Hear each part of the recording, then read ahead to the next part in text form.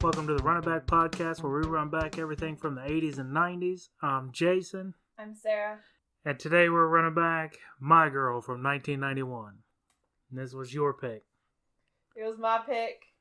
At the very beginning, this is episode 22. I would say this was my pick, episode 5. 3 or 4. And the recording didn't take, so we're redoing it. Alright, so My Girl is set in the year 1972, and you meet Veda? Veda. Veda. Now, originally, because we have the movie playing in the background like always, it was originally called Born Jaundiced, which I just noticed is the very first thing she says in the movie. She said, Terrible name. I was born jaundiced. It says, Imagine Entertainment held a office-wide contest with a $500 prize to see if any employee could come up with a better title. Morning Glory, like you're in morning glory, was suggested. Dearly Departed, In Lieu of Flowers, and Veda, with an exclamation mark, were rejected in favor of the producer's suggestion of My Girl. Yeah, I was born jaundiced was a terrible name. Just Born Jaundiced. But yes, Born jaundiced. That's pretty rough. Also, I don't really remember the trailer for it, and we didn't obviously watch it, but I'm assuming, it's got to be kind of a fucked up trailer because it takes place in a funeral home, and, spoiler alert, some sad stuff happens. But apparently Columbia Pictures hired a team of child psychologists and showed them early screenings of the movie. So in the press kit, they could send out a 6-page testimonial from these child psychologists claiming that it was okay for parents to take their kids to go see this movie. All right. That's kind of crazy, isn't it? Like, you make this movie. I mean, I watched it when I was a kid. I've always assumed it was geared towards kids.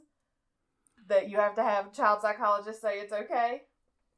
It's kind of messed up. It seems like something people would do now, not back then. Yeah. I don't know. People have always been real uneasy about death, though.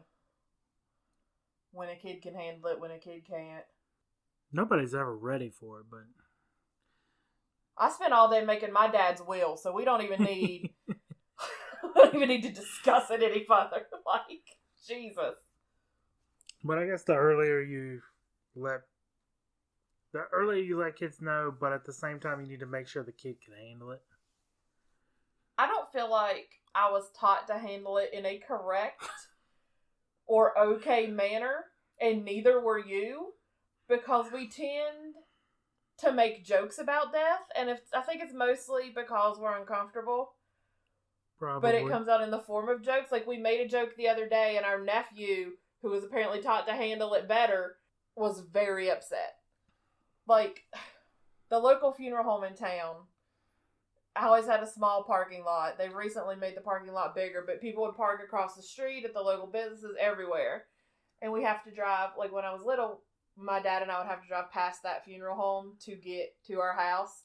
And every time there was a huge crowd, he would go, damn, who died? So, I think that awful death-based sense of humor just rubbed off. And I'm still just not okay. Yeah. Yeah. I'm just messed up. Yeah. Yeah. So the movie's set in 1972. It opens up on Veda. She tells you a little bit of her backstory, but Veda's a little hypochondriac. She's a hypochondriac, but she was she was born jaundiced, but she grew up in, I almost said a nursing home, that's not right. She grew up in a funeral parlor. Like, downstairs is the funeral parlor, upstairs is their house, in the basement is, autopsy's not the right word, what am I looking for? The mortuary. The mortuary, where they're prepping the dead people. But in the opening scene here, she has a group of children that she took money from to see the caskets. So she takes them into the casket and she was like, there's a dead body in this one. Sometimes when they're brought in really fresh, they wander off. She opens the casket and it's empty. And they're like, oh my God, where is it? Where is it? And that she takes them in to like this study sitting room, and her grandma, who's not 100% with it, is sitting there rocking, kind of talking to herself. She's like, there she is, and all the kids run out of the house screaming. But it's obviously not the first time she's done it. No. Because she seemed real, like, a seasoned pro at it. Yeah. You could tell from the get-go she doesn't... Like, her dad asked her to bring him something down to the mortuary where he's working on a body. You could tell she's very uncomfortable with it. She'll walk down the stairs, but she won't walk around the corner so she can't see anything. Like, she just puts stuff on the stools. I think that's probably also her dad's rule. Well, her mom died. I feel like this is a very important topic we've glossed over. Her mom died in childbirth. And I think the combo of growing up there and her mom being dead have really, really messed her up. Oh, I'm running this show. Oh, you're running. All right. So then we meet Shelley, who is played by Jamie Lee Curtis. She pulls up in her like RV, not an RV. It's an RV, like a Winnebago type like a deal. Winnebago. She is a makeup artist. She is dressed very, very 70s in like a denim dress with like bell sleeves. It's not really denim, but it is very denim adjacent. I'm about to do some makeup and then work the pole later. It is a very, not to slut shame her, but a very slutty dress, especially for a job interview. So she pulls up to this mortuary, which says Saltonfuss Parlor. She thinks it's a beauty parlor, not a funeral parlor. Yeah. She goes in. She's a makeup artist. She thinks she's applying to do makeup, like, makeovers. No, she is actually applying to do makeup for dead people for their funeral. She has no idea, but needs the money, so takes it anyway. Have you ever walked into a job interview to deal with alive people? And they're like, no, actually they're dead. And then she's just like, yeah, cool, whatever. Yeah, I don't think I would stay. It's a little weird. I'd probably have to give it a little more thought than she did. Yeah, I guess she really just needs the money. So then you get your first bit of really sad foreshadowing. This movie has a good bit of foreshadowing in it. Where they bring in the little white child-sized casket. And Veda sees it and she's like, Daddy, why is that so small? And he was like, oh, they make them in different sizes, just like they do shoes, honey. He was like, is it for a child? He's like, no, just for a really, really short person. Like, I understand the want to lie to him to shield him, but and I don't think she was ready yet. But she's what? Like, how old would you say Veda is in this movie? 10-ish. Like 10? Like in 10 years, surely in this town a child has died. Because they have the funerals and everything in this damn house. So Shelley takes the job. Then you meet Thomas J, played by Macaulay Culkin. Fresh off of Home Alone fame. No. This was before Home Alone. It is the year after Home Alone. Are you sure? What year did Home Alone come out? Home Alone came out in the United States of America on November 16th, 1990. Yeah. This is the year after Home Alone. So, hot off of Home Alone fame, he becomes Thomas J. So, he is Veda's best friend. And she's a very big hypochondriac, like you said. And they bike over to the local doctor's office. And this doctor's just kind of dealing with her. Like, earlier when she took something down to her dad, she read on the chart what that person died of. And prostate cancer. Prostate cancer. Because of course it was. So she has that now. She's at the doctor's office telling her she has prostate cancer. And he's just going through the motions with her. Like, she clearly does this. Maybe not for every person that comes in, but I'm feeling like probably most of them.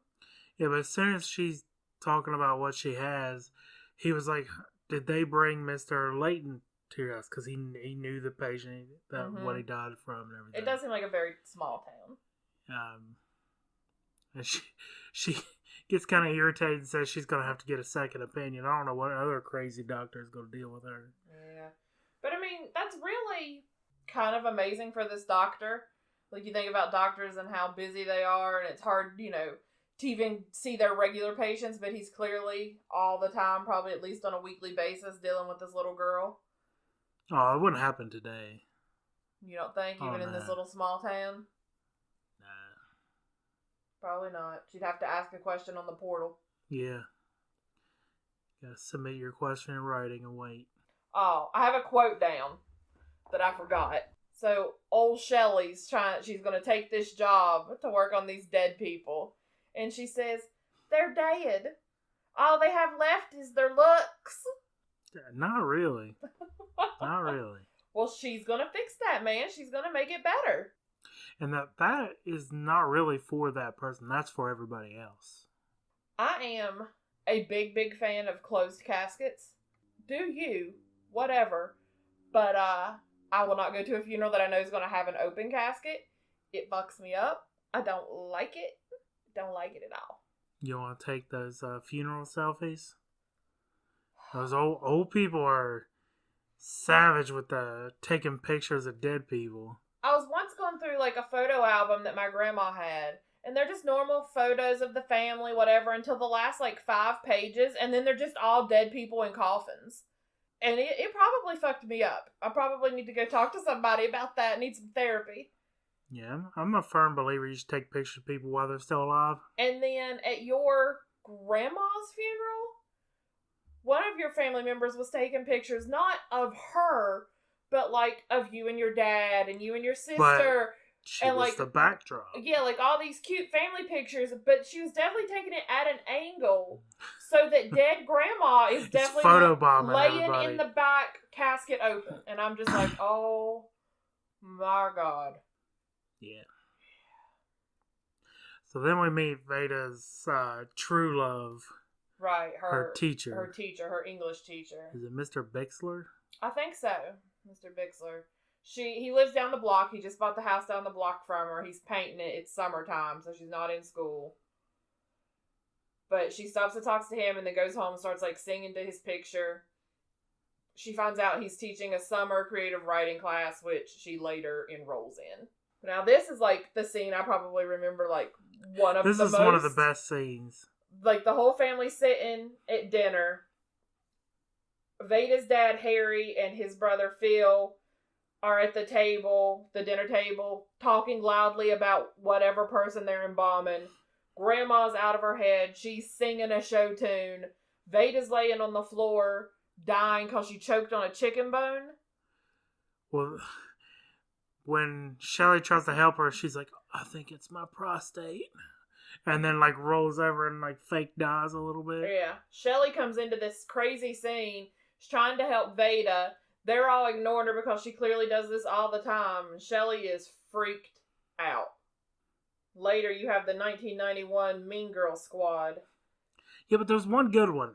There's one good one. There's always one good one in the Mean Girls that doesn't really want to be mean, but still is. She wasn't really mean. She still followed along with them. Yeah. But Veda and Thomas J are playing cards like on the front steps. Shelley's out there talking to him, and these girls happen by just kind of making fun of them because girls are assholes. You get more than 2 girls in a group, it just turns into a pack of assholes. You think it's some kind of deep ingrained need to compete?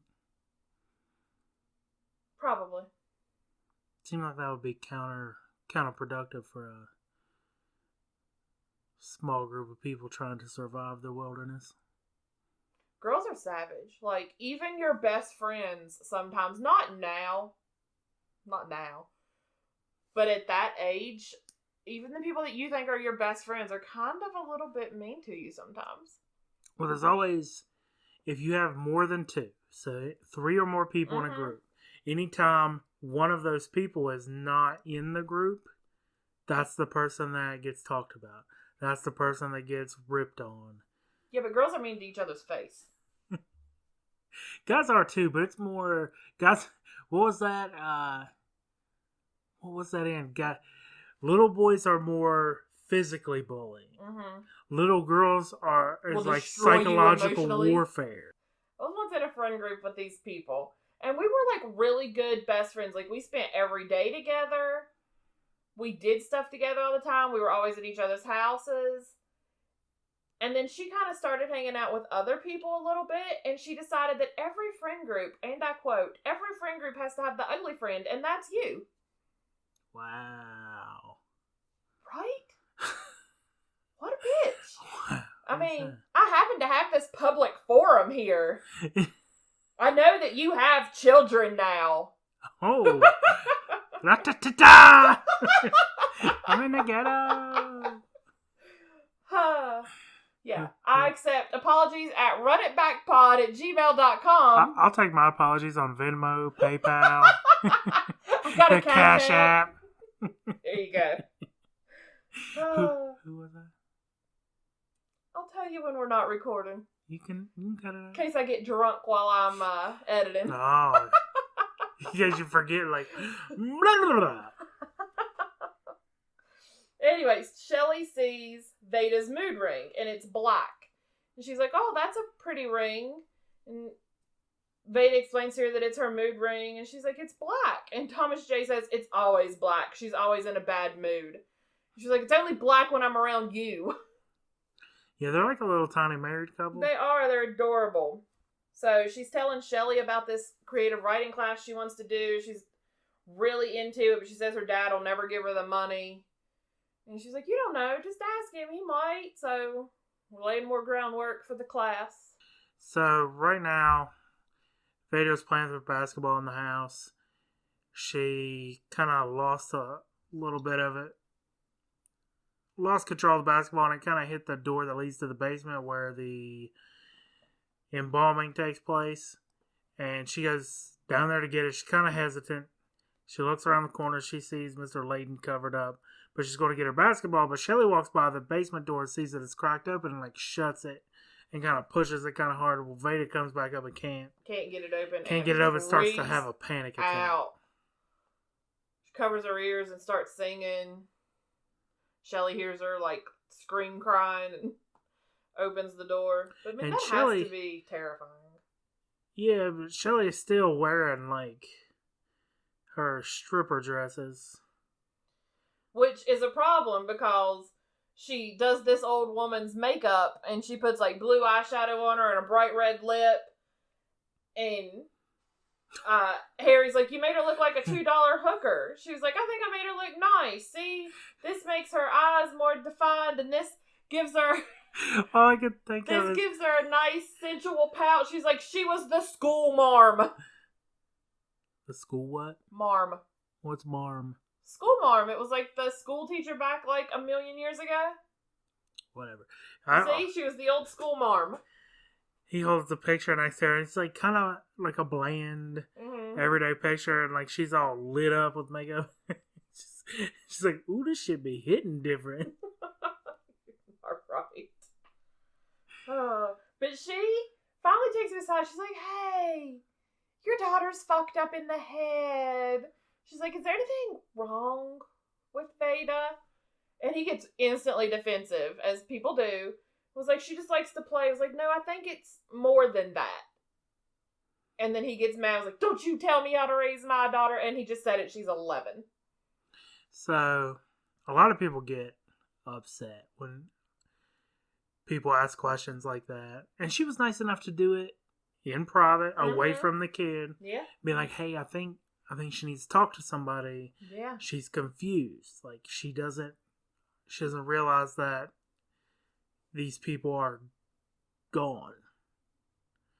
I don't know how much time anybody spent with her because her mom's deceased. He seems to be working a lot. Grandma's definitely got some late stage dementia, so I'm sure she takes a lot of work. He works from home, so he's probably always working. So I don't know how much time people have had to like talk to her about it, and what this takes place in the 70s. You know, that didn't really seem to be a thing. People did then would talk to their children about complex subject matters. Kids should be seen and not heard. Yeah. It's also kind of a fucked up saying. Yeah. Was Veda in any other movies? Yeah. What movies was she in? She's on something now, too. So, Shelly shows... Hold on. Why are you looking for that? Well, I got it right here. She was an extra in Uncle Buck, My Girl 2. Some stuff I've never seen. A lot of stuff I've never seen. A lot of stuff I've never seen or heard of, really. Or one episode, like, guest shots on stuff. Until Veep. She was in *Halt and Catch Fire*, and she was in Veep. Now she's in a show called *Inventing Anna*. But she had like a big role in Veep, I'm pretty sure. So they go in, Shelly pulls up, they go into her van. RV, whatever. Gets them a Coke. She leaves them alone. She says she's going to go to work. She goes in the house. Veda says she's going to use the bathroom real quick. But before then, Thomas J asked for a cookie because he saw the cookie jar. Right. Before she could say anything, he reached in and grabbed a bunch of money. Right.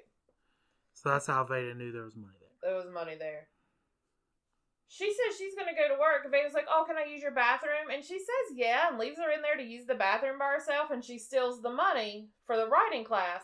But, like, no, bitch, you can't stay in my RV and use my toilet that I have to, like, pump out somewhere. Walk 3 feet to your house and use your own goddamn bathroom. Right? Right. Letting people into your big-ass van's not a good look anyway. That's true. It's true. There's also a scene in here where her dad just straight using her as his personal slave. Like, he's making a sandwich, but he's standing beside the refrigerator and makes her come here to get him food out of the refrigerator, even though he's standing right beside it. And then Veda? Yeah, Veda. And then later, he's sitting in a chair and his soda can and his glass are beside it, and he makes her come over there and pour the can in the glass. Well, she was talking about soda and she poured it for him. It just seems really weird, right? But you know, different time, I guess. So she enrolls in the creative writing class. It is completely for adults. She didn't quite get that. Yeah, there's a couple of hippies in there that are all about being one with each other. They are really vibing on each other's spirit. They're all about sex, drugs, and rock and roll, I believe. Well, their poems are just about the sex and the drugs, really.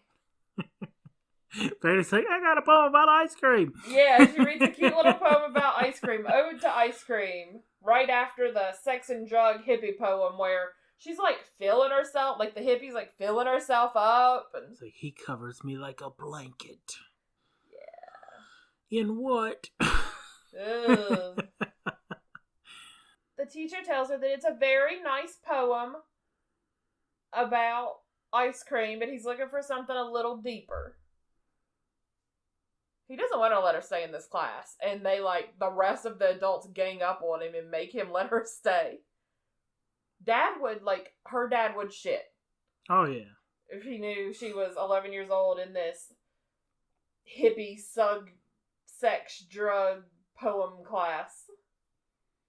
He tells her to write about her deepest fears, and she says, in her head, she's afraid she killed her mother. Which probably where all of her fucked upness stems from. Somebody really needs to sit her down and be like, hey, you didn't kill your mom. I think somebody just needs to sit down and talk with her, period. Yeah. This scene always cracked me up. Like, Harry is playing the tuba for his very demented mother. But he is just in her fucking face doing it. No, she's not demented. Demented. Alzheimer's. But he is like a foot away from her face with this thing. Yeah, he is in her face. She's just staring off like nothing's there. Yeah. It's really sad. So, her and Thomas J go down to the lake or pond. Whatever. Now, they said that they found this lake and it was picturesque and they wanted this tree next to it. They couldn't find a little lake pond situation with this tree. So this tree is made out of metal mesh. No way. Yeah, it's not a real tree. It's made out of metal mesh and fake bark and leaves. So they're fishing off this little tiny dock. They catch this teeny little, like, 2-inch long fish. They're trying to like take the hook out and let it go. Thomas J like doesn't want to touch it. He's freaking out. He like steps on it. Veda takes it from him, takes the hook out and throws it back. She stabs herself with the hook and she's bleeding. But she's so concerned about the fish. And she's like, did he get away? And he looks in the water and he's like, yep, swim away. But it is clearly just floating there dead. Floating under the dock. But she's already bleeding. She decides they should become blood brothers. Yeah, they are just spreading diseases right He here. is not 100% about it. He's not about to stick himself. So he picks a mosquito bite and they rub their blood together. Now, apparently, in California only, there was a warning before the movie not to do this, that you'll get AIDS. I mean, it's a good way. I was going to say the chances that one of them contract AIDS are still kind of small. So, Shelley goes into Harry's office. He's writing up an obituary, and she is dropping the hints so hard, and he is just not picking up what she is laying down. She's talking about going to the movies and how she just loves the movies, and she loves the drive-in, and he's just not getting it at all. No. And finally, she goes to walk away, and he's like, I like bingo. And she's like, okay. And he's like, at the church? Tomorrow? Do you want to go play bingo? So, for their first date, they're going to go play church bingo. She's getting ready for her date. Or maybe she's not getting ready for a date. She's just sprucing up. She's putting on lipstick in the mirror. Shelley's putting on lipstick in the mirror. And Veda runs by and sees her. And is like, that's so fake. Nobody's lips are that color. So she goes in, and they have kind of a little, like, daughter-mom moment that, you know, she's never got to experience, but probably should have by 11, where Shelley sits down and puts makeup on her. She puts, like, red lipstick on her. She puts blue eyeshadow on her, because Shelley is about that blue eyeshadow life. And she tells her you can never wear enough blue eyeshadow. But she gives her this cute little girl makeover. But here is my issue with this whole scene. That is the exact same makeup kit she was using downstairs to put makeup on the corpses. Her face, and then all over this little girl's face. This is 1972. Dude, in 2020, I still see people walk out of the bathroom, walk right past me where I'm washing my hands, and they say hi. They acknowledge you. They're not even embarrassed that they're dirty fucks. That's gross. Yes. But you really think she was, like, rubbing that all over that dead school mom's face and then rubbing it all over her face? Mm-hmm. Can you get something from that? Like, I just don't see. Like, not unless they have scabies. What about, like, formaldehyde? Like, that has to come through, right? No. You're not just rubbing your brush in formaldehyde and then sticking it on your face? I don't think her brush would have touched formaldehyde. Do pores still work when you're dead? Like, it doesn't seep through your skin? Or, I don't... Eventually. I don't like it. I don't like it is what I'm getting at. I don't like it. Anyway, Veda goes outside to model her new look for Thomas J. And he's like, you been eating a popsicle? And she's like, no. It's makeup. He's like, what's wrong with your eye? He's like, a girl can never have enough eyeshadow, just parroting what Shelley said. But yeah, she thinks she's feeling herself. Like, she lays down on the step all posed, and he's not feeling her. Because he's a little boy, you know. Little boys aren't into little girls as early as little girls are into little boys. When did you start liking girls? I don't know. So, Veda and Thomas J go into the garage to get her bike.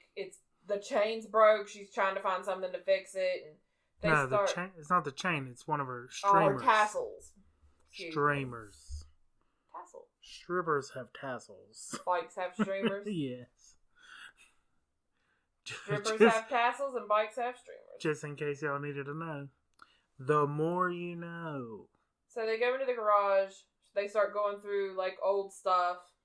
She finds a picture of her mom, and she starts describing what her version of heaven is.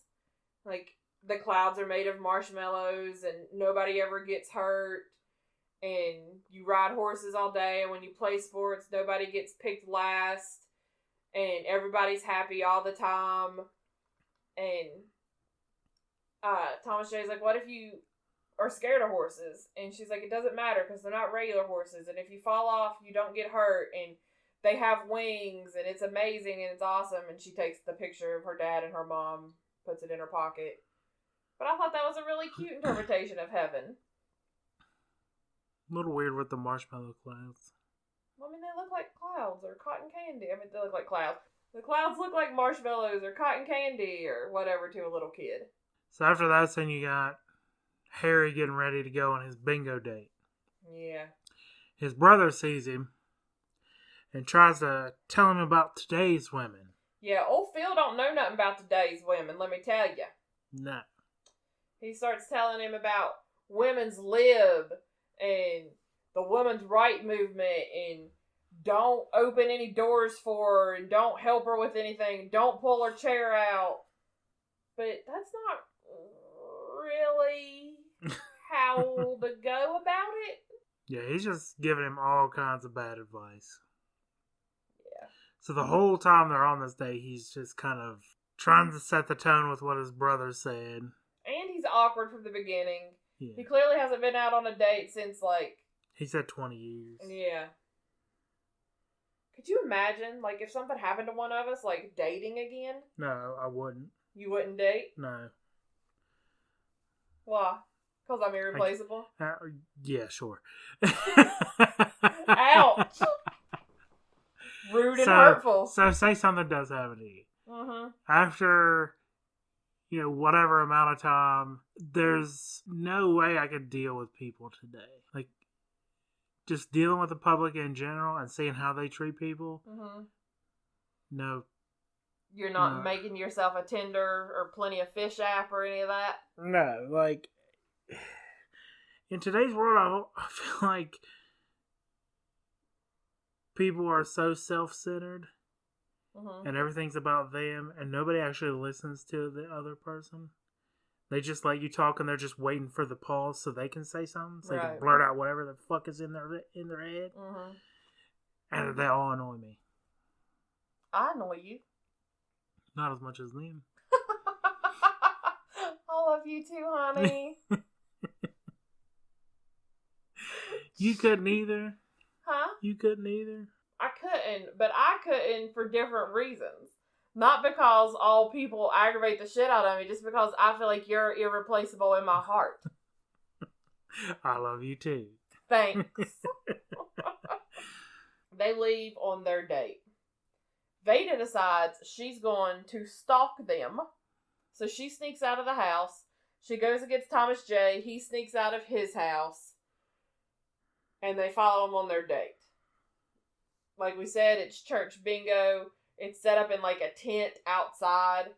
I mean, it's a nice bingo tent, I guess, if you're into that kind of thing. But it's outside, so she kind of hides behind this tent. There's a little counter she can see.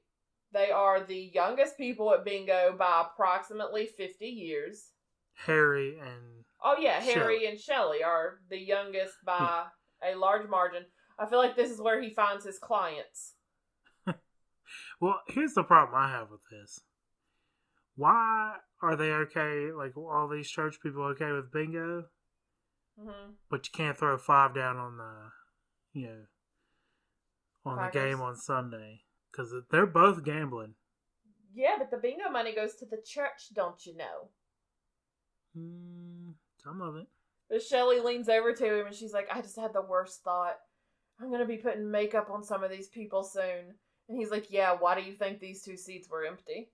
And I'm not sure if he was joking or not. I feel like it was a joke, but he's so dry and out of tune anyway. Yeah. Shelley and Harry start talking. And at some point they it looks like they're going to lean in and maybe kiss a little bit. And Veda just yells out bingo. Yeah. From outside, bingo! And this causes a controversy and a fight between 200-year-old men. 100-year-old men? Yeah. Yeah. Guy's like, there is no bingo. It came from outside. It was like, how could somebody from outside win? It's like, they didn't win. They're just outside. And they stand up and just started screaming. And like, it's coming to fisticuffs. Yeah. I mean, put a lid on it. It's polo versus dress shirt. Suspenders versus belt. If you weren't 200 years old, I'd wrinkle your ass. So this fight breaks out and Veda and Thomas J run. I get it. You sabotage your dad? What's the statute of limitations on something like that? Statute. Yeah, what's the statute of limitations on something like that? There's no statue out there I called said limitation. statute. It just have a thick accent. Leave me alone. What do you think? What do you think that is? It depends on how mad your dad gets. I mean, he's not gonna listen to this, right? I would say I have definitely intentionally, as a child, sabotaged my dad's game. It's terrible. He has bad taste. He has really poor taste in women. I didn't always do it, but sometimes it needed done. So after the date, they walk back home. Shelly's showing him the inside of her RV. She's kind of, she's down. She's DTF? She's DTF. She's ready to go. He is not. They put on some music. Well, this is the part where she's like, "Are you mad at me?" And he's like, "No." And then he kind of comes clean with the, "My brother's an asshole. He told me all this BS, and I fucking listened to it because I'm a dumbass." Yeah. So he kind of comes clean, and they kind of get like a clean slate from this point on. Well, he brings up his dead wife, so I mean, you get a mulligan when you do that. And she's like, "Well, what happened to her?" I was like, "She died in complications of childbirth a couple of days after Veda was born." Do you think that's why he doesn't have much to do with Veda? Do you think he thinks she killed her mom? No, I think he's... Because right there, he didn't say, "I brought Veda into the room." He said, "I brought the baby into the room" a couple of times. That's probably nothing. But he's a single dad in the 70s. He works all the time trying to provide for his family. He's taking care of his mom. I'm guessing he gets a little help with the mom from the brother. But there probably weren't as many people around him saying, "Hey, this is, if I were you, Veda's this age, you need to do this or that," or giving him pointers. Yeah. Which comes up later. There's some shit he should have covered with her that he did not. Oh, yeah. But they turn on some music, they're slow dancing, they're having a night, and then like the cuckoo clock goes off, and he runs away like he's fucking Cinderella. I think he just got nervous, like nobody else has seen his wiener in a while. He's also...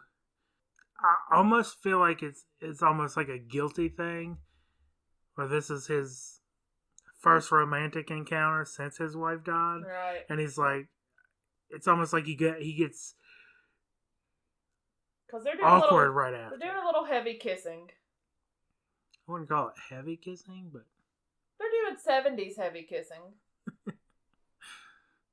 Yeah, but he the cuckoo clock cuckoos, and he's like, "Oh, Cinderella!" Drops a glass slipper on his way out. So then it's almost like he gets a little bit more confidence after. Oh yeah, he does. Look at his ass swagger across that lawn. Yeah, he looks like he just got laid. Yeah. But he's said maybe we can go out for bingo sometime again, and he was like, "I'm tired of that. Let's go to that drive-in you were saying." But Veda sees all this from her upstairs bedroom window, and her face says, "I'm a straight cutter bitch." Yeah, she's not happy. Let's go back to drive-ins. Okay. There is still one around here, which we haven't been to yet. Right. But we used to go, when we were in college, we'd drive like 45 minutes away and go to that one all the time. To a different state. And it would always be, and as far back as I can remember, and every drive-in I've ever seen, and even this new one we found, is always two movies. Right. That's the deal. It's weird. That's how it works. Why isn't it just one movie? Because it's like a lower rated movie, like PG-13 first, so it could be a whole family event. So you could take the kids. And then the later movie, after the kids fall asleep, is usually darker. It's usually more of an R-rated movie. No, that's not true anymore. They paired it by... It's still, like, if there's a higher rated movie, it's second. Because in the Metroplex of drive-ins that we were going to, there were 3 different theaters, and there would be one set, there were 3 different screens. One screen would always have 2 kids' movies. Right. One screen would, but the other 2 kind of, the movies either went with each other, or Like if there were 2 Marvel movies out around the same time, and usually a few weeks after the Marvel movies would have left the theaters, you could go see them in the drive-in. Or sometimes with that theater, No, it it was was pretty the same much time. Yeah, like opening weekend. Right. Maybe the next weekend after opening weekend, they had their movies. Right. Now, as a child, I spent every weekend at a drive-in. It was just what Dad and I did. We went to the drive-in all the time. You know, we might have passed each other. Probably. Because I never went with my family, but I always went with my neighbors. Now, when we were little, you had to roll down the window and like pick up the giant box thing, right, like hang it on the window, stick it on your window. But now, at least the one we've been going to, you just dial to the right radio station and it comes through your car radio, which is super more convenient. Oh, it's much better. Much better, because the other one's always staticky and weird. Well, I think one of the best parts about the drive-in was the concession stand and the video games. I don't think I ever played the video games. What? Like pinball machines, anything like that? I probably pinball. I really liked pinball. But I had a short little bowl cut all the time. And the drive-in ticket lady was always like, now you and your son have a nice night. And it bothered me so bad. I went out and got my ears pierced just for this bitch. Like, I got them, and they were like, what kind of earrings do you want? And I was like, I want the biggest fucking pinkest earrings you have. And the next night, I was like, bam, bitch, look at these earrings. And she said, you and your son have a nice night. And I remember fucking crying. So sad. I was so mad at this lady all the fucking time. I can see her. I see her in my mind. You're fucked up. Oh, yeah. I'm tired of her shit. Just let it go. I am. Let it Say, go. this is my therapy. I can't afford a real therapist. But yeah, it all the time. I was trying to remember. I remember seeing the Flintstones. Most movies, and we're like 22 episodes into this now, you'll have heard me say, oh, I went to the drive-in to see this. It'll be a continuing theme throughout. So sorry, guys. But that is where I saw the lion's share of my like 80s, 90s movies. What movie do you remember the most from the drive-in? I remember The Terminator really well. I think both the first two. I remember Death Becomes Her really well because I swear, and I've said it for a long time, it was my first R-rated movie. I looked it up the other day. It was PG-13. I asked my dad. He was like, bullshit, it's fucking R. And I was like, that's what I'm saying. I remember it really well. Those are the ones that are coming to, Don't Tell Mom the Babysitter's Dead. But as I watch movies, it comes back to me like, oh yeah, I definitely remember seeing this. Possibly even last week's, or 2 week ago episode of Batman may have been a drive-through situation. But I was very young at that time. So Veda goes back to her poetry class. And the hippie couple is now leading the group in guided meditation. And I remember at the time being like, these fucking hippies, this is so cringy. What the hell are they doing? This is insane. They're crazy. And now, I am one of these fucking hippies. With my daily guided meditation and my fucking lotus flowers everywhere and my Buddhas. I am one of these crazy people. I mean, you're not that crazy. Yeah, I mean, I didn't write a poem about you. What was it? Covering me like a blanket. Covering me like a blanket and then lighting up a doobie, but I think there was a Snoop Dogg song about that. Probably. Sounds like something he would have wrote. Have you seen that he made a breakfast sandwich for Dunkin' Donuts?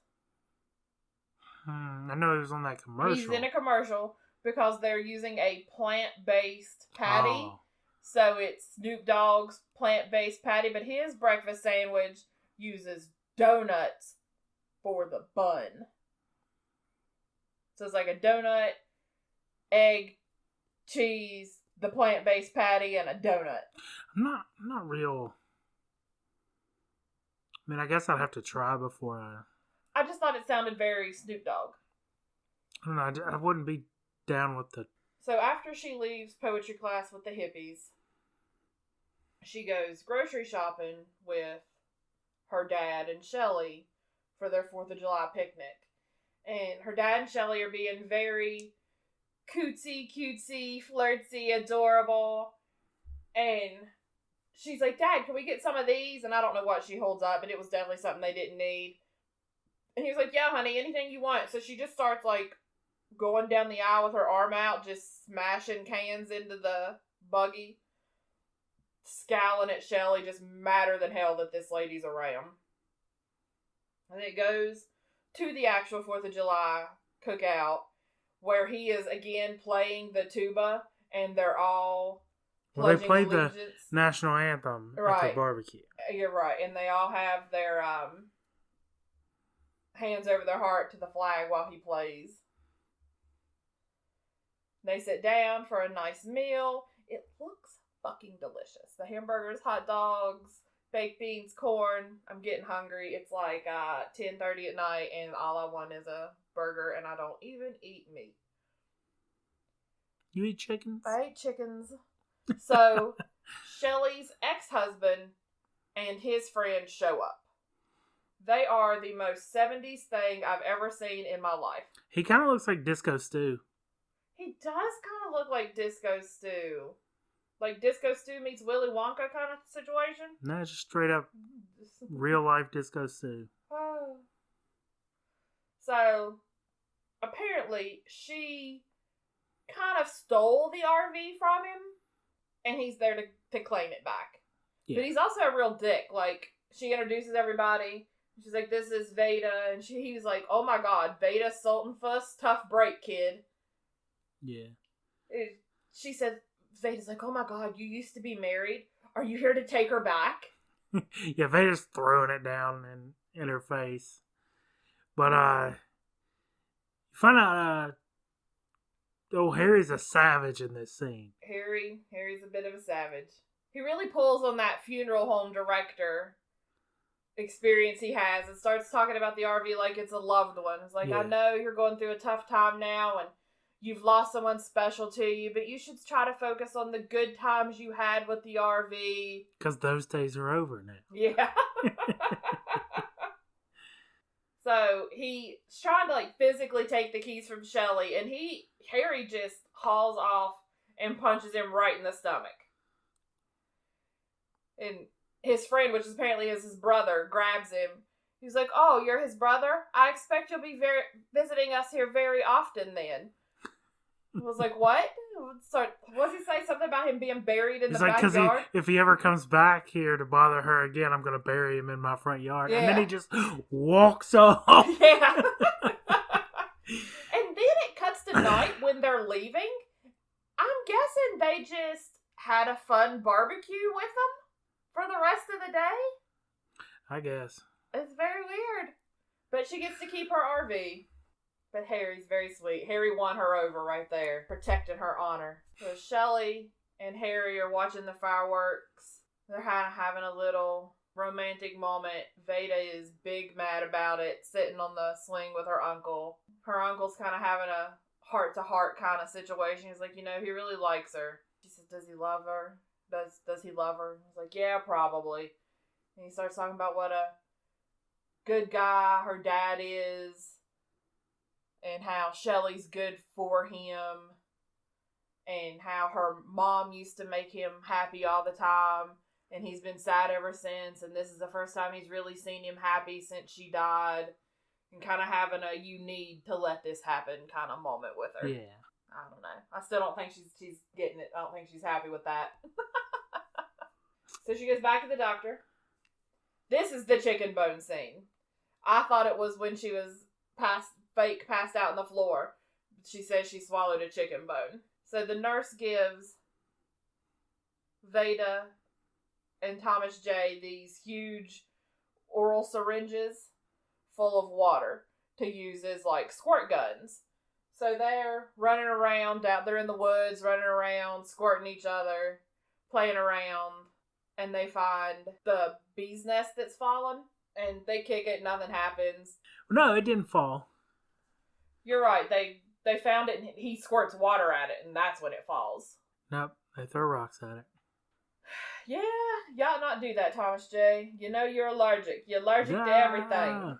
Her mood ring falls off though, but the bees kind of start swarming, so they gotta go. Thomas J. very poignantly says, "Run for your life." Yeah, he grabs her. They take off. So her mood ring gets left behind. They go jump in the water. Does that work? When you're being chased by bees to jump in the water, that seems to be the thing they always did. I mean, it'll get them off of you. Just depends on how persistent the bees are. Do they like lose when you come your up. scent? Or they like fucking hound dogs? Or I think they just avoid getting in the water.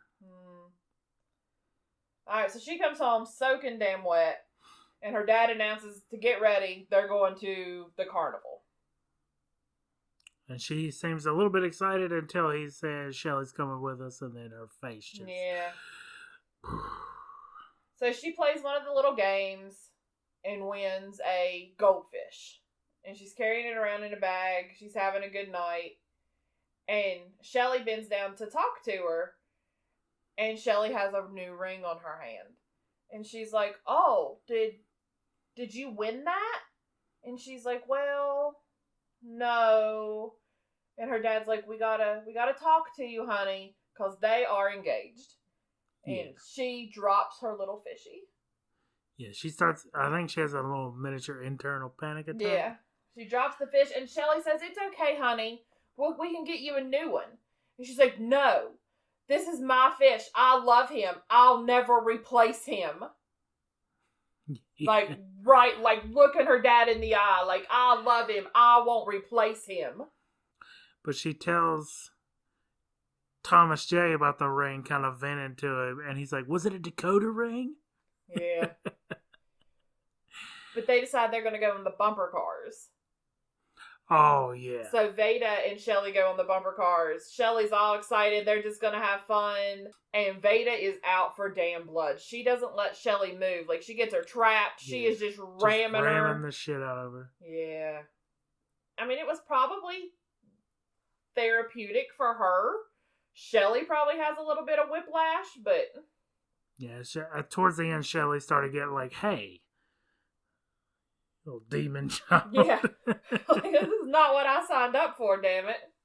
But her goldfish does end up being fine. She goes home and puts it in a bowl, and it's totally okay. I had a goldfish that lived forever one time. I had a goldfish that lived for fuck-ass ever. He ended up getting to be maybe It's the huge! size of my hand. Did they just make goldfish hardier back in the day? I don't know. I thought it was so cute because you could put your finger above the water and it would kind of jump out and like suck on your finger. And I was like, "Oh, it's giving me kisses." But it just knew I was going to feed it. That or eating your dead skin.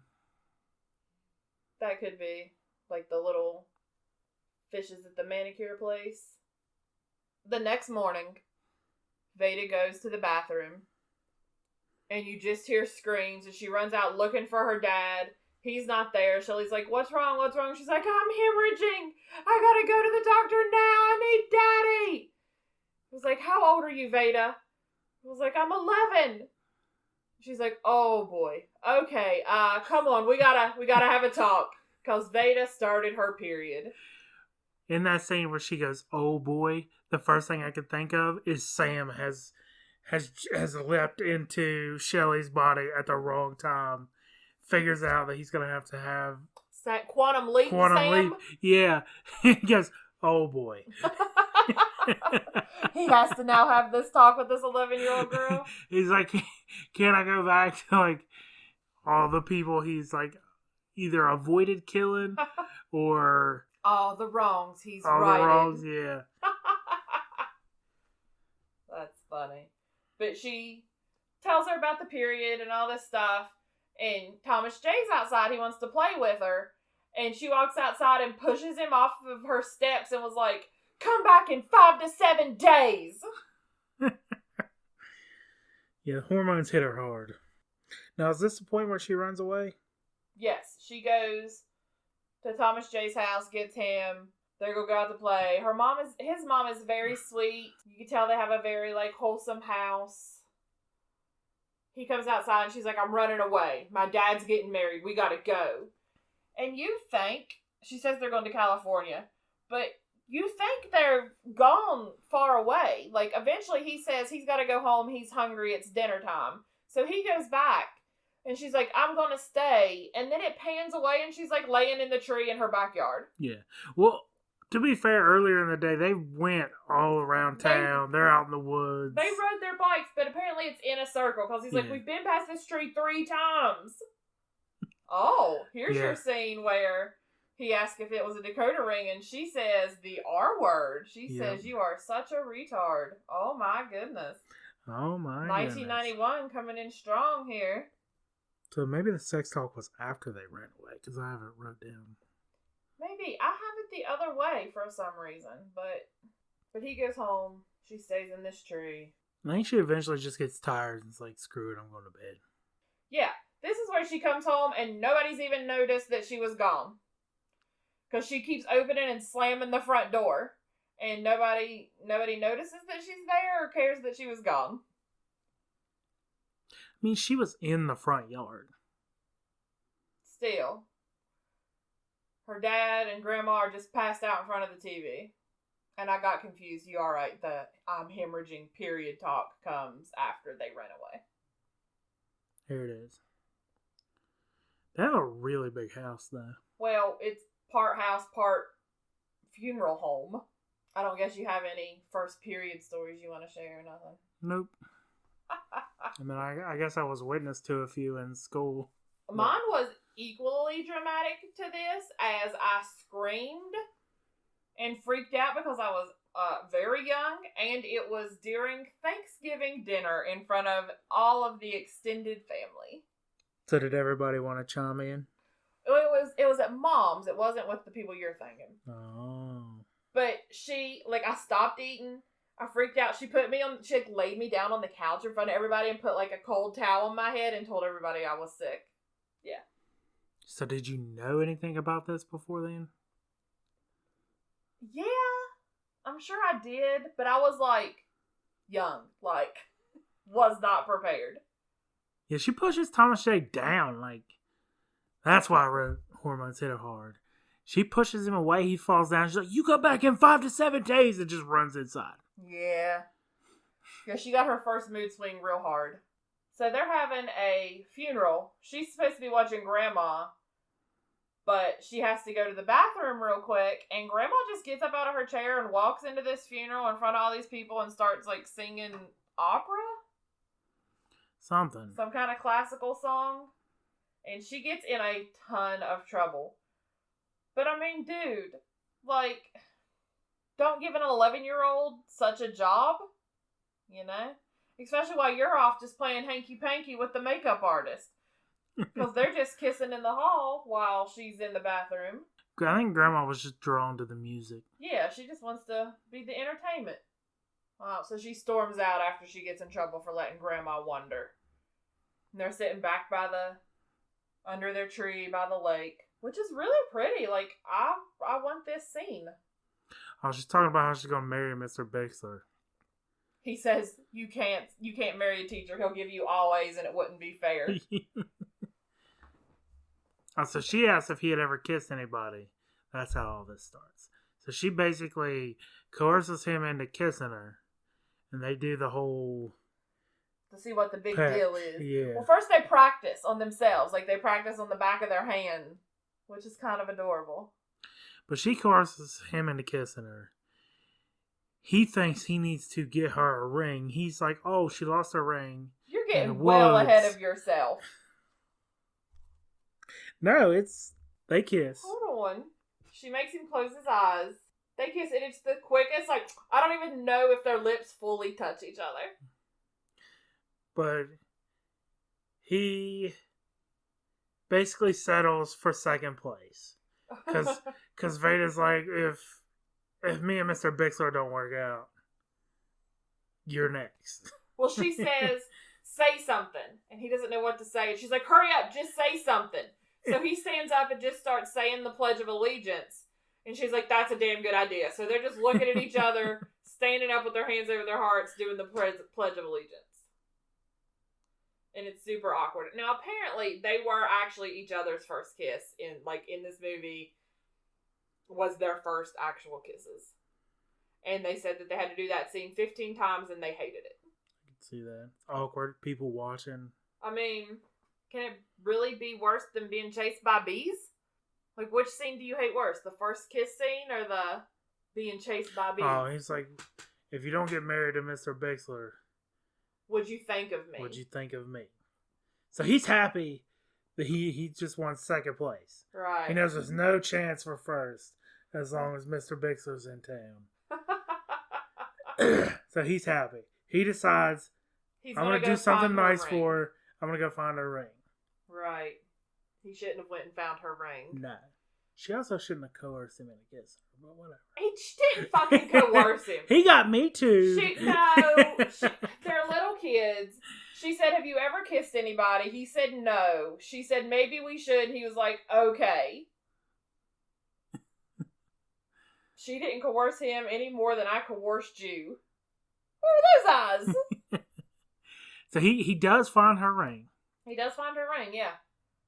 But in the process he didn't really see the bees, but he kicked the nest and they were in there. He thought that all the bees were gone. He kicked it, stirred them all up, and gets absolutely swarmed by the bees. Now, I have a fun fact about the bees. And then they kind of cut to like a slow-mo of the glasses falling off and the bees surrounding the glasses. It's fucking tragic. To just kind of show that he's dying, but not really show that he's dying. It says, for the death scene, the bee wrangler shoved bees towards Macaulay Culkin. They put pollen on all of his fingertips. And then the bee herder shoved the bees at him. And then when they would yell cut, he would run to the water and wash off the pollen and run out of the woods until they needed to do another take. And then they dip him back in pollen and herd more bees at him. Nope. Yeah, right? Seems like a bad plan. So poor little Veda, the cop comes and tells Harry what happened. Poor little Veda's upstairs feeding her fishy. Her dad comes in. He's like, we need to talk about Thomas J. And she's like, what'd he do? Something stupid. And he's like, he's sick. He got stung. He got stung by the bees. And she's like, well... He didn't say he was sick. He just said something happened. Oh, you're right. He stepped on a beehive. She's like, I told him to leave those bees alone. Did he get stung? And he's just, yeah. You think she would be able to read the room a little bit? He is super grieving this. And she's like, I'm going to go yell at him. I was like, no, honey, you can't. And then she kind of starts to get it. But poor little Thomas J. died because he was allergic to bees. Because they say 19 times in this movie that he is allergic to everything. So now this poor little girl has lost her mom, has lost her best friend, her dad's getting married, so she feels like she lost him. And I think she's having a real life, actual panic attack. She runs back to the doctor, and she just starts screaming about the bees. The bees are everywhere. But she is sweaty. She can't breathe. I feel like old Doc should have said something to Dad. Yeah. Listen up. Here's what's going on. You need to get her some help. Yeah. Yeah, she needs some psychological help in the worst way. Anyway, I cry every time Thomas J dies. I've watched this 972 times and I cry every time. How about you? Did you shed a tear for Thomas J? Nah. You're a cold-hearted monster, you know that? I'm not a monster. You're not a monster. You're just cold-hearted. Damn. Then the nice little girl came. The nicest of the mean girls. Yeah, to see how Veda was doing. And her name is Judy. She just wanted to check on her because she's a sweet little girl. Oh, so they're having his funeral. Veda's upstairs in her room. She won't come down for the funeral. Which I get. I've had friends die and couldn't go to the funeral. I get it. But as the funeral progresses, she comes out of her room and sits on the top step. And then she moves down a little further and she sits in the middle, and she moves down a couple more, and she's doing okay until she moves down far enough that she can like see the little child-sized casket from the beginning of the movie. And she gets down and she creeps in. Well, she's fine until he doesn't have his glasses. Well, she walks in and he doesn't have his glasses. I'm going to fucking cry. She comes around the corner, and then she starts screaming. Like, throws herself across the body like Widow style, that he can't see without his glasses. Where are his glasses? He can't see without his glasses. Now, you have to say something, because I'm fucking crying. Because that's so sad. Can you imagine? It is. I also think they should have put his glasses on him. That's how he looked to everybody. Let him have his glasses. He can't see without his glasses, damn it. I don't know that they found his glasses. Because they show the glasses falling off, and he probably took off running. I don't know. He didn't seem to be running so much as just twirling around. But meanwhile, all this is happening. Shelley's giving Harry the business about, like, hey, she's 11 years old. Like, she needs to talk to somebody. Yeah. But after that little scene, she runs out of the house, runs down the block. She sees her teacher. He's coming out of his house. He has on a suit. He's going to Thomas J's funeral. And she's crying. He sits down the stairs, and he's trying to console her, and then out walks his new fiance. And that destroyed her. Like, she was already destroyed. Like, she now, in her mind, has nothing. I think the psychologists were wrong. I don't know if this was an okay movie for the children to go see.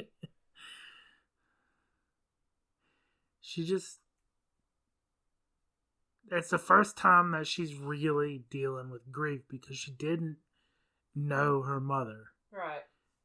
She's just all of her life known of her. Right. That she wasn't there anymore. But and she's just having a hard time coping. Yeah. With the fact that she's never going to see her friend again.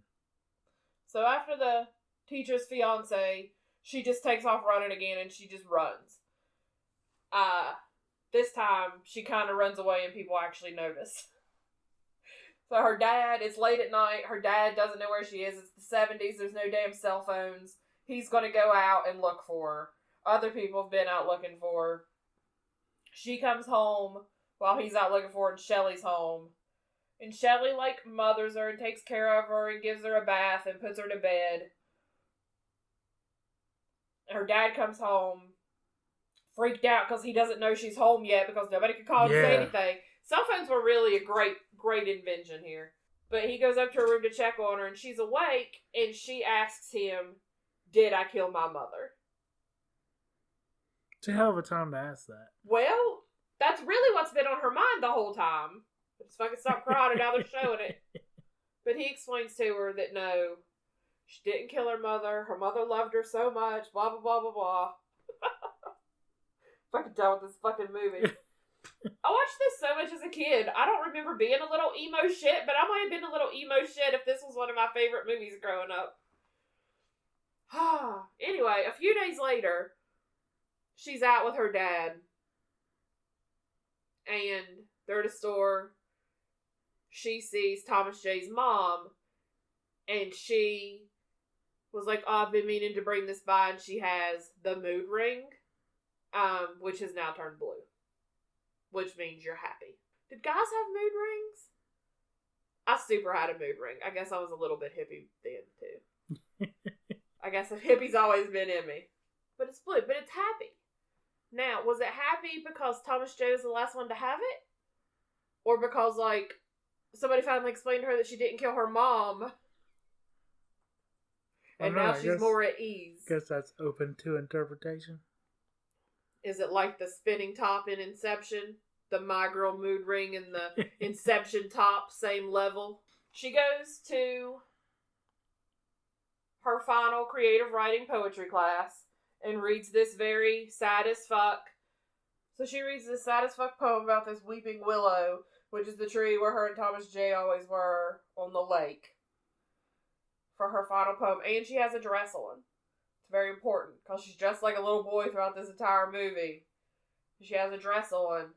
She reads her poem, And then she walks outside to go ride bikes with Judy, who was the nicest of the Mean Girls. So it has kind of a happy ending. Kind of. Even though I'm still fucking crying.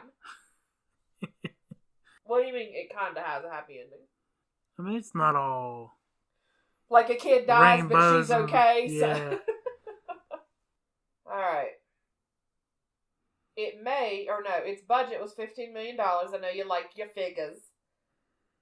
It was $15 million and it made $121 million at the box office. Sounds like it's worth it to me.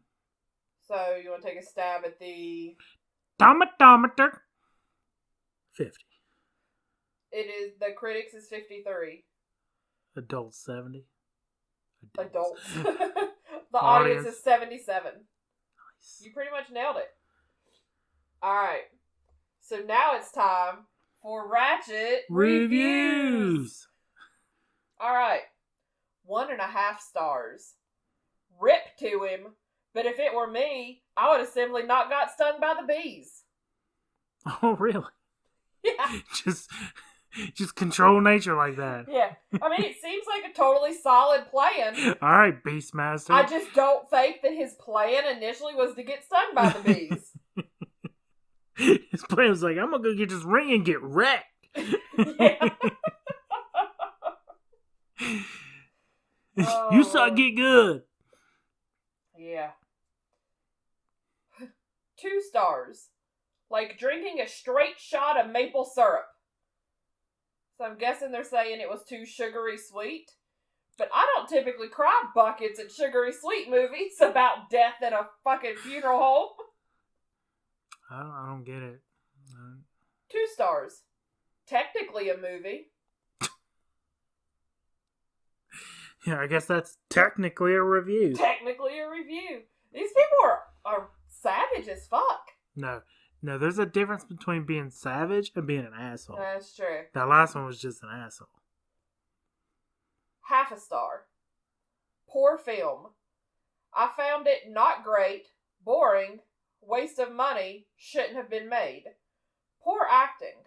Macaulay Culkin should have never gone for this role. It ruined his career. I don't feel like it ruined his career. No. I mean, he still has a career. He still does shit. He's weird. He's weird as fuck. He has that whole beef with Devon Sawa too, and I don't fucking like it. I thought it was like a fake thing. It's like a real fake thing. It's weird. It's WWE. It's so weird. like Macaulay Culkin has a podcast, and he was just talking about how like teen kid stars of that era are kind of interchangeable. So he would just start introducing his podcast with "Hi, I'm Devon Sawa" instead of "I'm Macaulay Culkin." And then like Devon Sawa got wind of it, and he thought it was really weird. And then Macaulay Culkin made shirts that he sells that just say Devon Sawa on them. So he was like making money off of Devon Sawa's name. And he was like, that can't be legal. He contacted a lawyer. It is legal. How does that work? I don't know. So it's like this whole weird thing.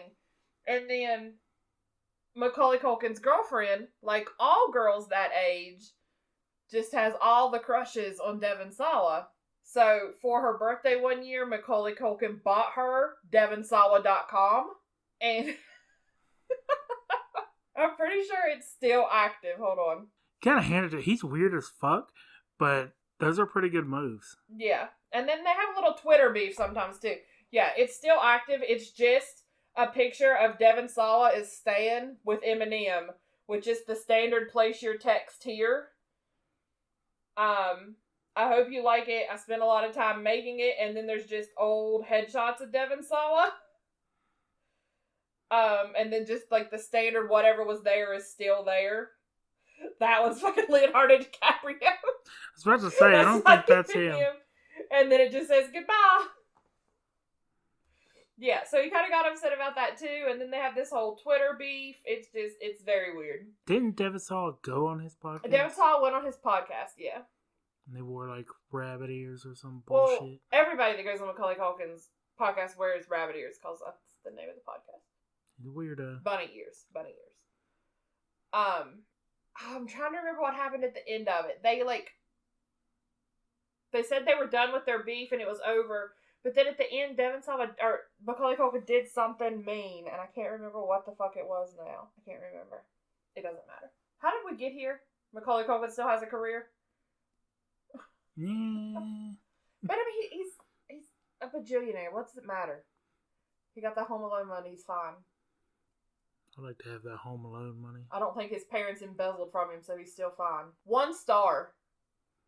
If you hated the smug little brat from Home Alone, then prepare to rejoice as he gets stung to death by hornets. Oh, he can't see without his glasses. LOL. Somebody hated Home Alone. Oh my gosh. That sounds to me like this person has a younger sibling who watched Home Alone 24/7 for a couple of years and hates it. But what kind of person do you have to be? Number one, just never mind. What kind of person do you have to be that's like rejoice as this little child gets stung to death by hornets, and then take the saddest, most traumatic scene of the movie where his friend throws her body over his casket to be like, oh, he can't see without his glasses, and then LOL after it. This person could easily be in our circle of friends. At the beginning of this podcast, we said we don't deal with death correctly. That person's a little bit dark humor. We don't deal with it correctly. We're not assholes. But behind closed doors and with our closest friends, you could see one of them saying that. I don't know, man. I don't know. 0.5 star. This was a drama aimed towards kids. After watching it, it feels like it was written by them too. Ooh, shots fired. I don't think it was aimed at kids at all. You don't? No, not really. I think it's a good story about how you should fucking talk to your kids about shit before it gets too late. How about these socks and these gladiator sandals? In her dress? Or jelly sandals, whatever the fuck they are. They're not jelly sandals. They're the same design. It's too early. She found her tassel. Streamer. Alright, last review. 1.5 stars. I fell asleep for little under 10 minutes while watching this. So out of the whole movie, I was asleep for 10 minutes in the middle. Still completely followed the plot because it's too simple. Bad child acting is very aggravating. Young kids trying to act and behave like adults is even more aggravating. The supposedly heartstring pulling moment in this film is laughable. A kid dies and I was practically laughing at it. Who thought this manipulative, contrived drama was a good idea to make? Just bad. Something's wrong with this person inside. Oh, yeah. Well, you know how some people just like to hate on shit just to hate on shit? Mm-hmm. Like, some people will look back at people from their high school and be like, oh, well, so-and-so did this and did this. But every time somebody does something good, they're like, they want to bring that person down. Mm-hmm. And then every time somebody has a couple roadblocks and gets set back, they want to stomp on that person while they're down. That's that person. Could be. Like, instead of being happy that somebody did well for themselves, they're trying to pull them back down with everybody else because they're not happy. I didn't think the child acting was bad. I mean, number one, it's fucking Macaulay Culkin. He wasn't out here getting every child acting job at the time because he was bad at it. And I thought she was perfectly fine too. Yeah, I don't really... People really take a shit on child actors, and I don't get it, because a lot of them aren't bad at all. Like, they did just as good as everybody else. Our only rip from the movie is Ann Nelson, who played the grandma, obviously. And Thomas J. And, of course, Veda's Thomas mom. J. Veda's mom. Mr. Leitner. And the school marm. I don't even know what a marm is. School marm. It's one fucking word. School marm. Right. The fuck is that? It sounds like some kind of beast in Australia. What is a school marm? A schoolmistress typically used with reference to a woman regarded as prim. Ooh, schoolmistress. A schoolmistress, typically used with reference to a woman regarded as prim, strict, and brisk in manner. I think people pay for those now. Mistresses? Their own private school marms. I don't think they're whips and chains mistresses. I think they're that generation's Karen. No. There was no Karen Like, before now. Uptight, nothing's funny, fall in line kind of people. So, what would you give this movie? I don't know, it's just not my cup of tea. Are you about to give My Girl a bad rating? I wouldn't say bad.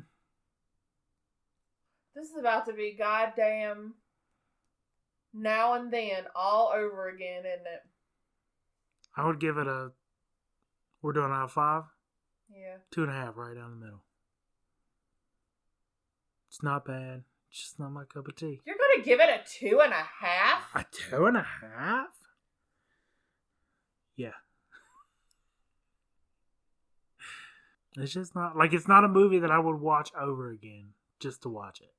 Like, if I was scrolling through the channels and, like, it's the middle of February, so, like, bowling and golf are on. And this movie happens to be on, I'm not stopping to watch it.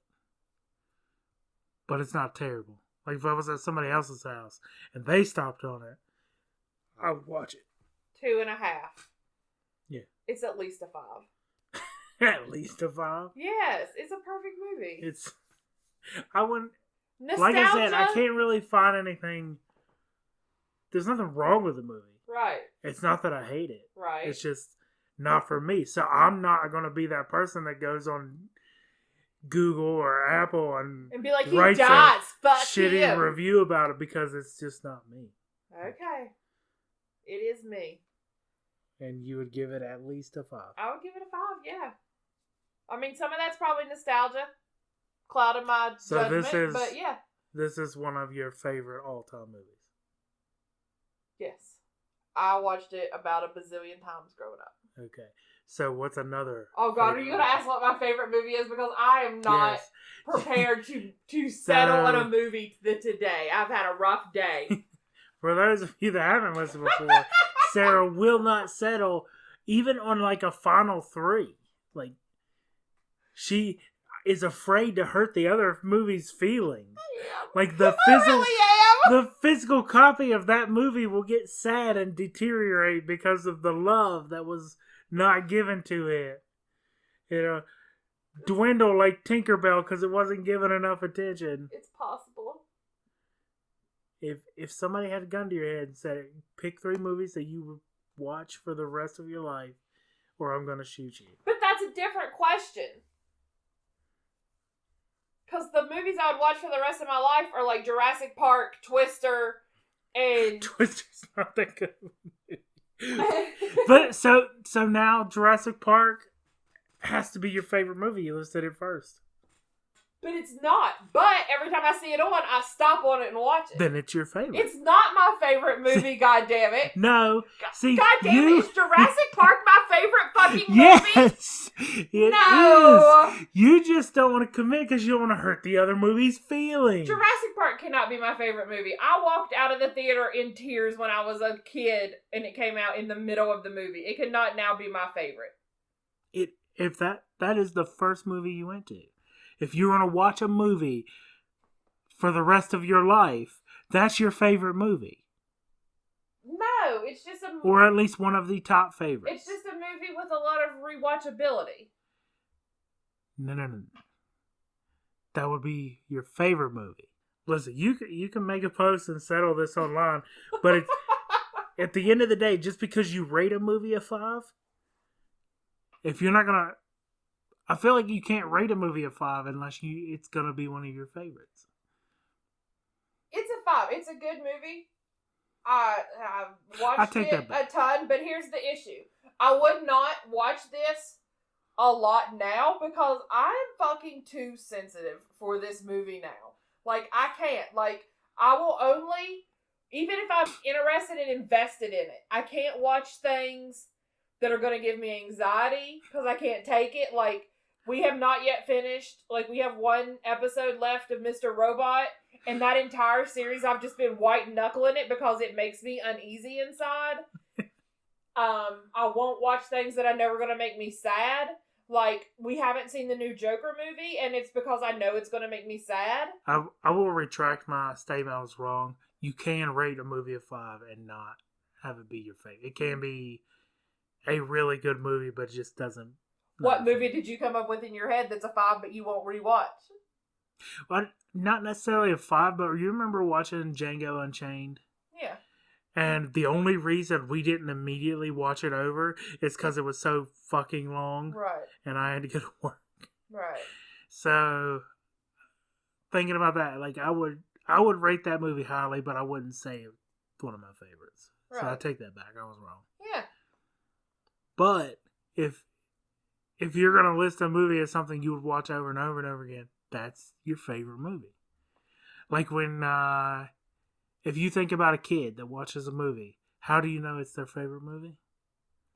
Well, when I was a kid, The Little Mermaid was my favorite movie because I wore that shit out. Because you watched it over and over and over again. But some kids will say... I will say that at one point, Dogma was my favorite movie. Yeah. But I haven't watched it in a really long time, and I don't necessarily think it's my favorite anymore.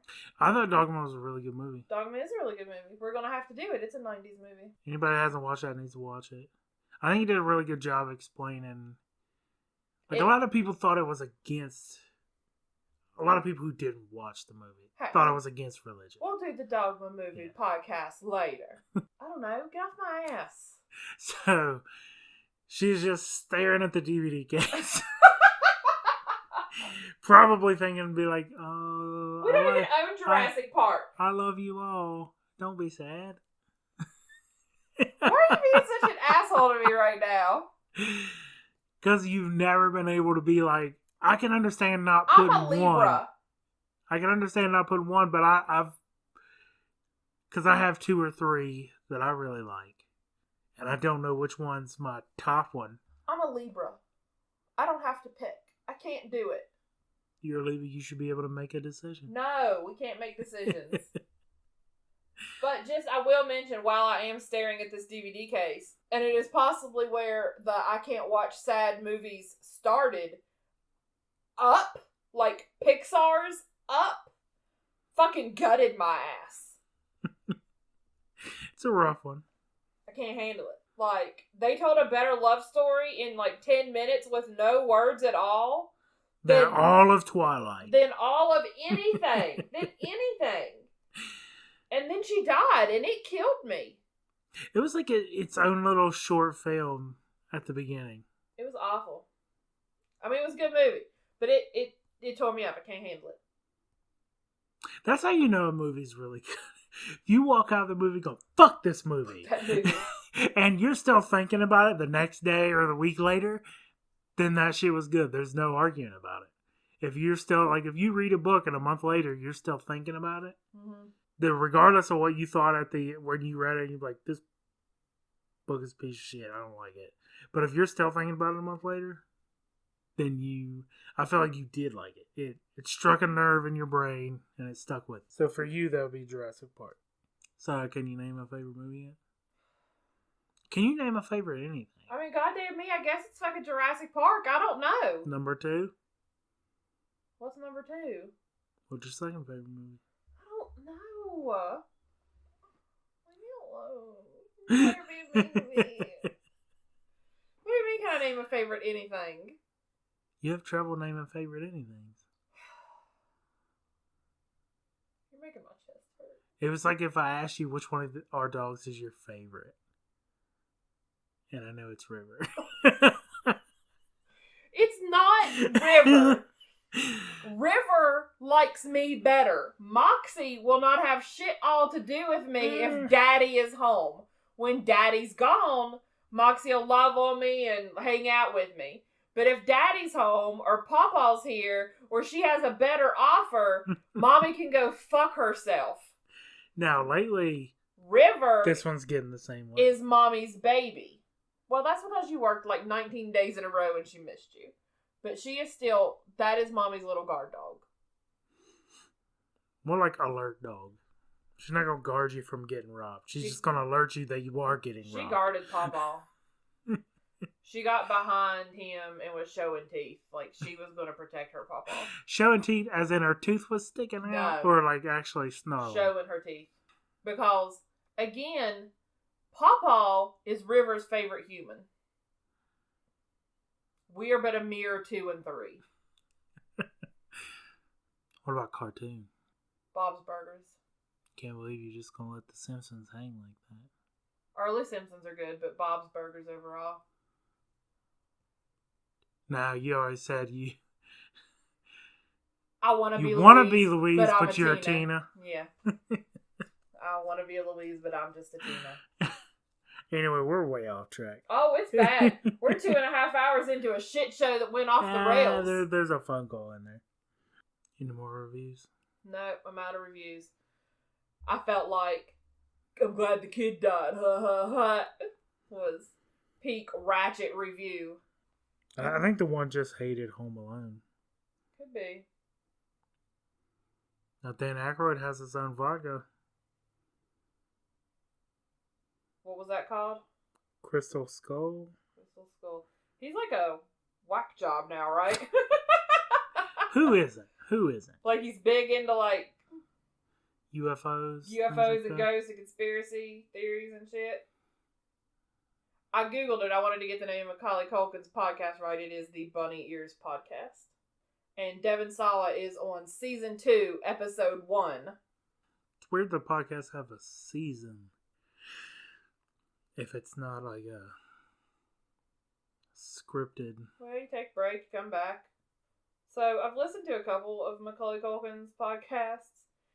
And I guess because he has a shit ton of money, he doesn't do sponsors and all that shit, but they still have fake ads during it. I was looking at the notes for the Devon Sawa podcast, and it says, this episode is sponsored by Dog Wheels, the only wheels that surgically replace your dog's pathetic legs with powerful monster truck tires.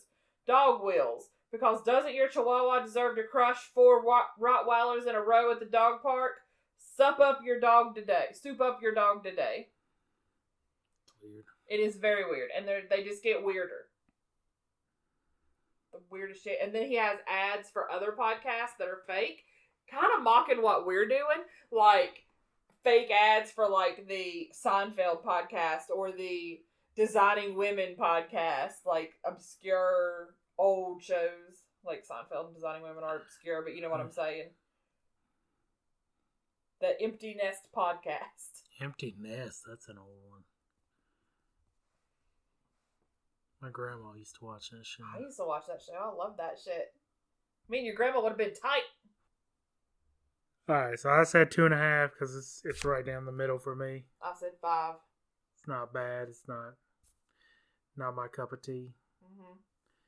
Right down your alley. Right down it. Gives you all the feels. The sad feels, yeah. What's a movie that gives you all the happy feels? I don't know. What's a movie that gives you happy feels? Parsley Blues. Tombstone. I like Tombstone a lot. I don't know. Comedies? I don't know. I like to laugh. I don't know. Leave me alone. I'm just asking.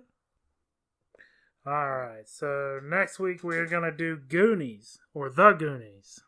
Now. Sarah has a confession to make. Do you want to hear a secret? So I haven't seen this movie in a really long time, but... I would say I haven't seen The Goonies in about 35 years. And when were you born? 35 years ago. Yeah. So the Goonies is not even 35 years old. Yeah, well, I think I drove my point home. I have never seen The Goonies. I don't know if that disqualifies me from doing an 80s and 90s movies podcast or not. It probably does. It probably does. I will turn in my microphone to the nearest authority right now. Right now, you're saying that you've never seen this movie. I've never seen the movie. Now, is there a chance that after we watch it, you'd be like, actually, I have? Nah. There's not 0% chance. I understand some of the references just from seeing them in other things. like the Truffle Shuffle and Sloth and the Snicker bars and shit. I've seen. But you've never seen the original source material. No, I have. So you've never seen. Never seen it. Truffle. You've never seen the Truffle Shuffle in real time. No, I've never seen the movie. Man. I know. I'm sorry. Well, when did it come out? It came out in 1985. I wasn't even a year old. So you could have watched it after that. But I mean, it was kind of like geared towards like little boys, right? And I mean, I was too little to see it then, and then I never like sought it out. Hey, you've had 20 years to make me watch it, and you didn't, so. Alright. So, I think we should start adding where we saw these movies at. Today Was My Girl. It's on Netflix. Go watch it. Next week, we're doing The Goonies from 1985. It is on Amazon Prime if you have that. If not, it seems like everywhere else is $3.99 to rent it. Alright. We done here?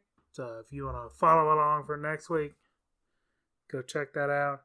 This has been the Run It Back Podcast, where we run back everything from the 80s and 90s.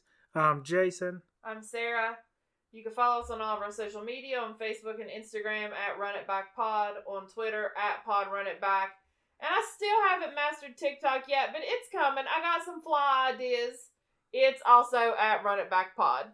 Yeah, I said fly. Don't worry about it. By the way, you said fly. That shit's gonna flop. Oh. You're not gonna end up on the For You page. Oh, no. Was it a decoder ring? Now I'm sad. I was gonna go with, he needs his glasses!